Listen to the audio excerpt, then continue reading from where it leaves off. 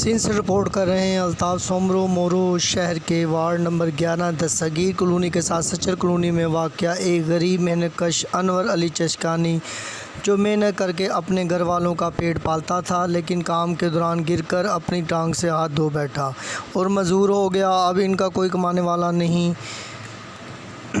कई दिन फाकों का शिकार ये ख़ानदान किसी मसीहा का मुंतज़र जो इनकी मदद करना चाहता है, वो इस नंबर पर रब्ता करे 030032564000 030442344023। या इनके घर जाकर इनसे मिलकर इनकी मदद कर सकता है। कोरोना वायरस के हवाले से बच्चों का एक मैसेज।